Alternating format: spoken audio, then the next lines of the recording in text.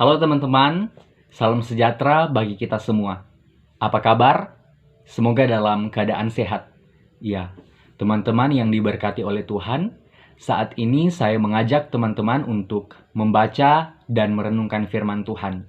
Namun sebelum itu, mari kita memulainya di dalam doa. Mari kita berdoa. Terima kasih Tuhan Yesus, kami bersyukur buat pemeliharaanmu yang terus terjadi di dalam kehidupan kami. Kami bersyukur buat waktu dan kesempatan yang Tuhan masih anugerahkan buat kami. Sehingga pada saat ini kami akan membaca dan merenungkan firman-Mu. Kami percaya Tuhan akan memberkati kami semua. Biarlah firman yang hendak kami baca dan dengarkan saat ini akan menguatkan kami, akan memberkati kami di dalam kami menjalani kehidupan kami di tengah-tengah dunia ini seturut dengan kehendak-Mu. Terima kasih Tuhan Yesus, di dalam nama-Mu kami berdoa. Amin. Ya, teman-teman yang diberkati oleh Tuhan, bacaan kita saat ini terdapat dalam Matius 9 ayat 1 sampai 6. Matius 9 ayat 1 sampai 6. Dan saya akan bacakan untuk kita semua. Orang lumpuh disembuhkan. Sesudah itu naiklah Yesus ke dalam perahu lalu menyeberang.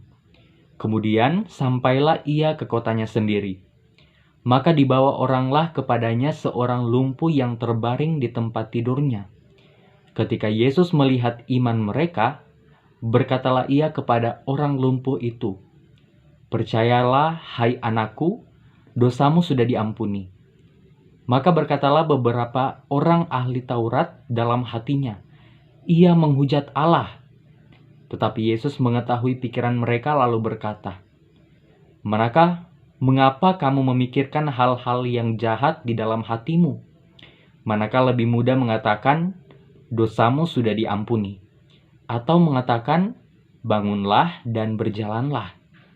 Tetapi supaya kamu tahu bahwa di dunia ini, Anak Manusia berkuasa mengampuni dosa.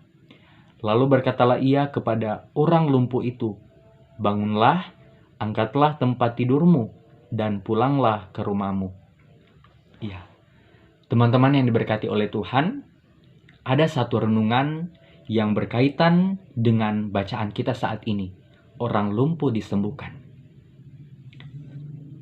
Setelah Yesus menyembuhkan dua orang yang kerasukan setan dan mengusir setan-setan itu, Yesus pun pergi ke kampung halamannya, yaitu Kapernaum, yang pernah menjadi tempat pangkalannya dalam perjalanannya di Galilea. Sesampainya di sana, ada seorang sakit yang tidak dapat berjalan, yang terbaring di tikarnya dan dibawa kepada Yesus. Dan ketika Yesus memperhatikan iman orang-orang itu, berkatalah ia kepada orang lumpuh itu bahwa dosa-dosanya telah diampuni.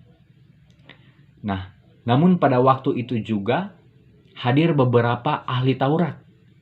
Mereka mendengar perkataan-perkataan Yesus.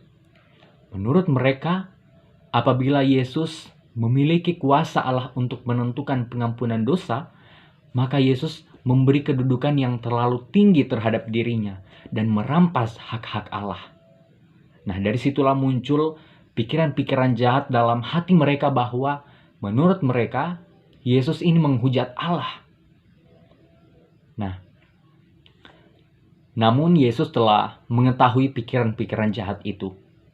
Dan kemudian Yesus pun bertanya kepada mereka, manakah lebih mudah mengatakan, dosamu telah diampuni, atau mengatakan, bangunlah dan berjalanlah?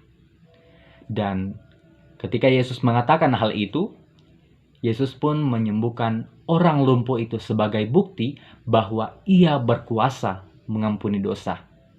Ya, teman-teman yang diberkati oleh Tuhan, Yesus datang ke dunia bukan untuk dilayani, melainkan untuk menebus kesalahan banyak orang. Dibuktikan dalam pengorbanannya di kayu salib, di mana ia menggantikan kita, menggantikan posisi kita saat ini, mengampuni setiap dosa-dosa kita. Dan saat ini, kebutuhan yang paling penting dalam hidup kita adalah pengampunan dosa dari Yesus. Pengampunan dosa yang membuat kita menjadi milik Allah dan membuat arah hidup kita hanya tertuju pada Allah seutuhnya. Ini jauh lebih penting daripada kaki yang disembuhkan dari lumpuh dan penyakit yang disembuhkan oleh suara Yesus. Kita menyadari bahwa semua hal yang perlu diberitakan kepada kita tentang siapakah Yesus itu, siapakah Kristus itu sebenarnya, sudah diberitakan.